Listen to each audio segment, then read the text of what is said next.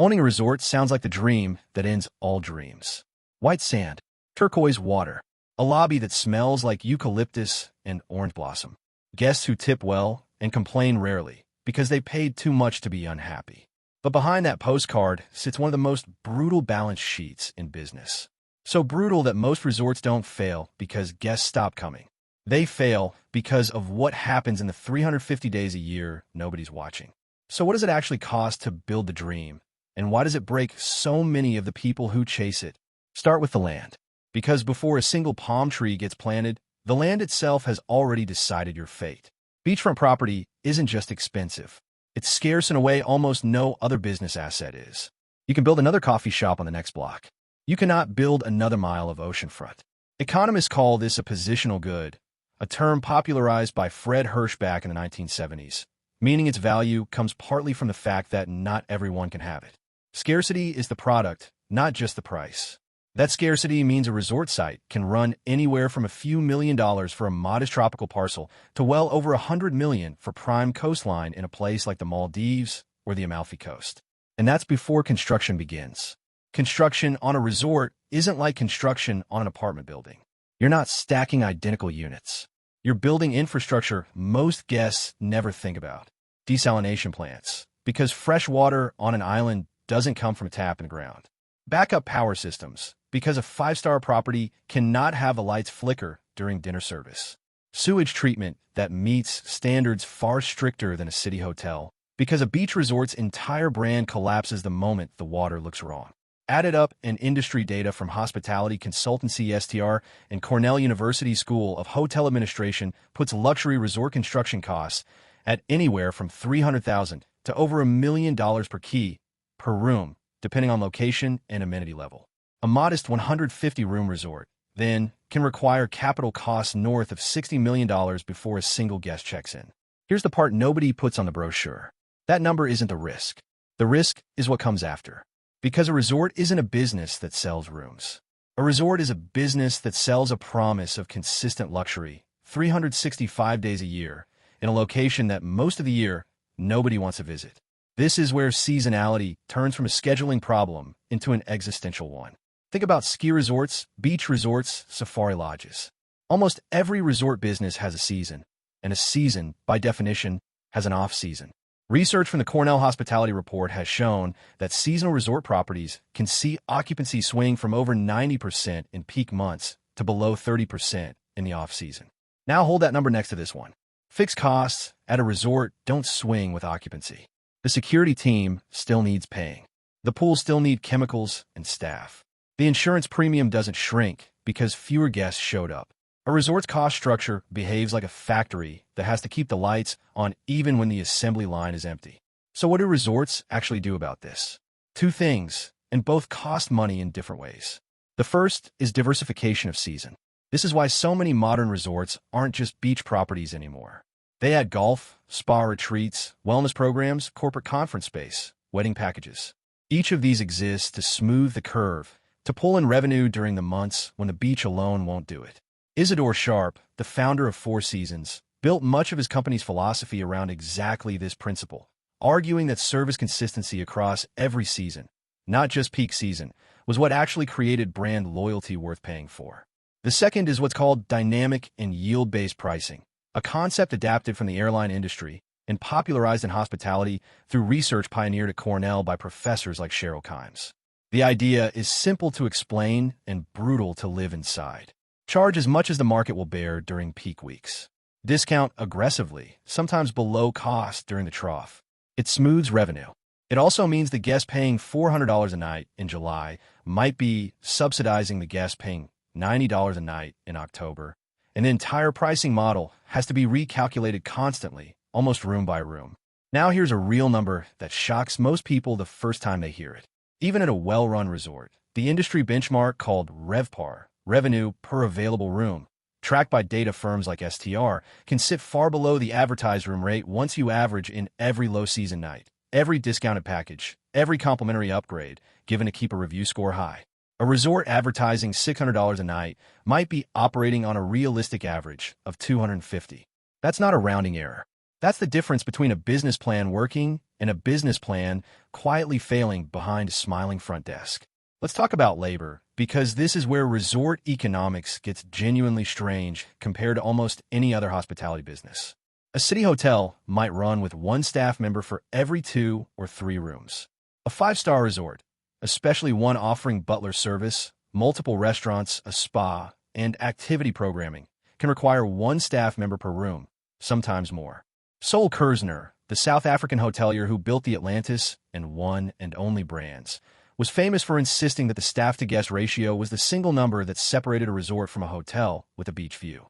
Service density, not square footage, was his obsession. But density costs money in a way that compounds quickly. And in most resort destinations, you're not just paying wages.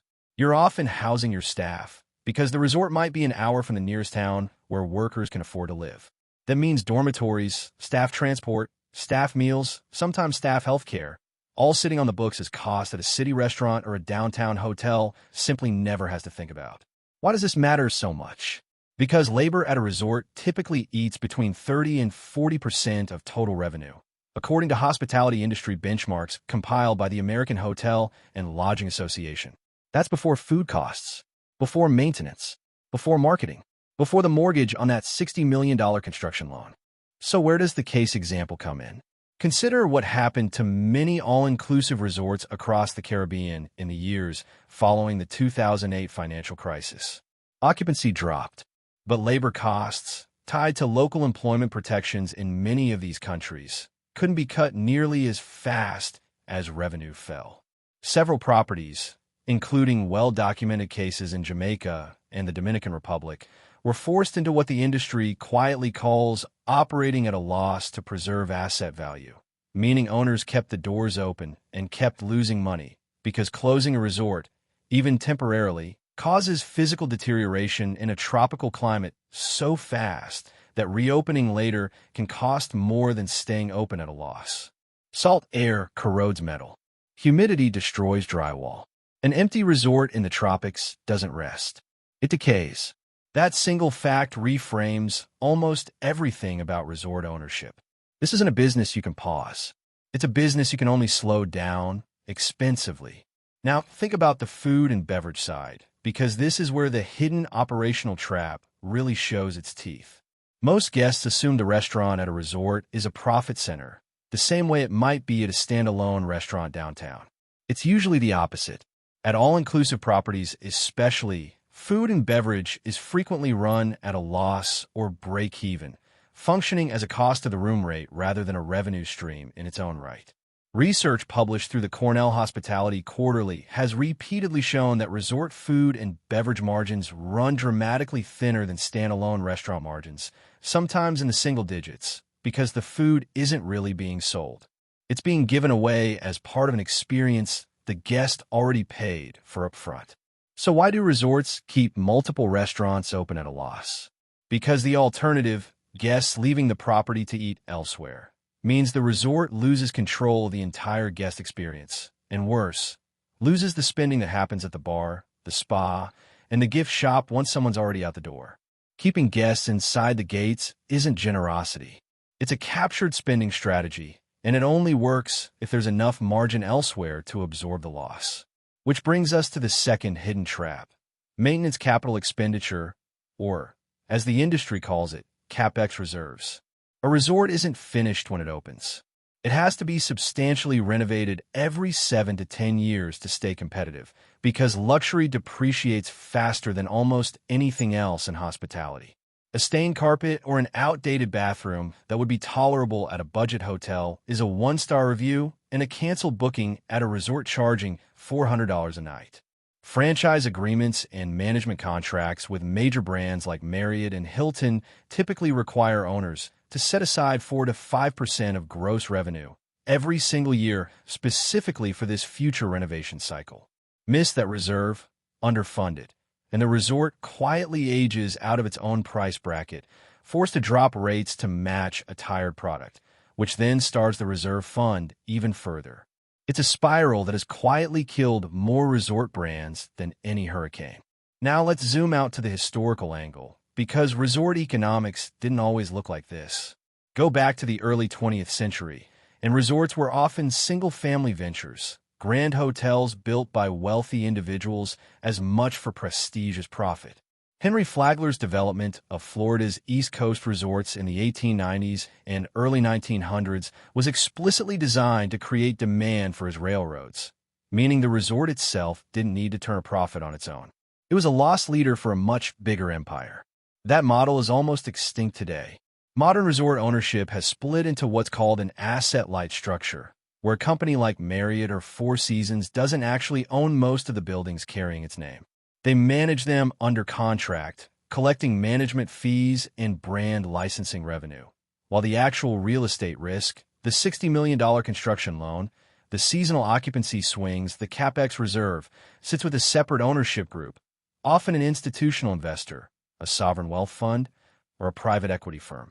This split matters enormously because it means the entity you see on the sign, the brand you trust, often isn't the entity actually exposed to the financial risk of the building beneath your feet.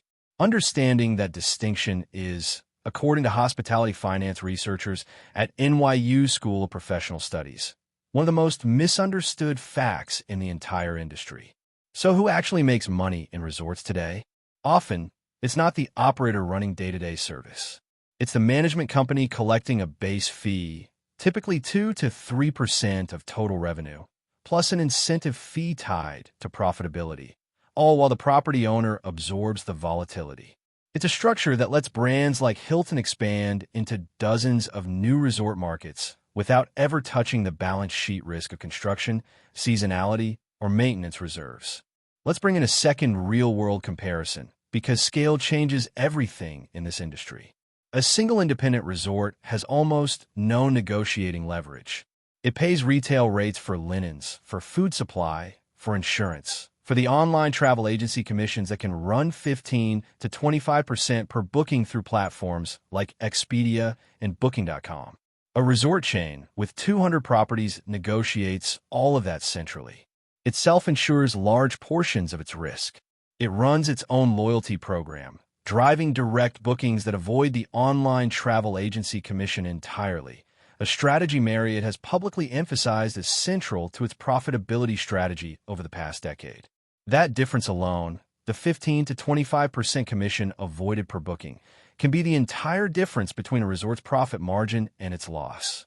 This is why so many independent resort owners eventually sell into a branded management structure.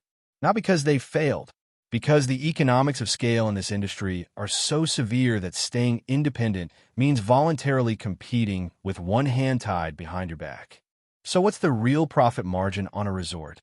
After all of this, industry benchmarks compiled by hospitality analytics firms like HVS and STR typically show resort net operating margins in the range of 25 to 35% at the property level, which sounds healthy, until you remember that figure sits before debt service on that original construction loan, before the CapEx reserve, and before the years of near-empty low season absorb along the way. Once ownership costs are layered back in, actual cash returns to a resort's owner frequently fall into the single digits. In the first 5 to 7 years after opening, many resorts don't turn a profit for their equity owners at all. They're paying down the dream before they ever get to keep it. So where does that leave the exit? Most resort owners don't plan to run the property forever.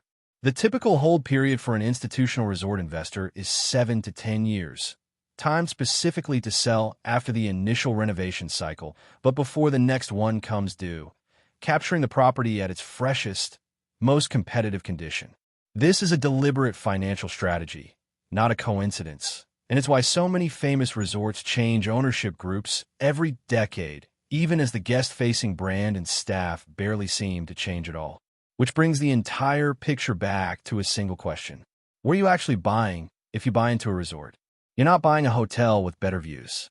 You're buying a seasonal cash flow machine that demands scale to survive its own cost structure, that decays the moment you stop feeding it capital, and that only becomes reliably profitable once it's large enough to negotiate its own terms with the world.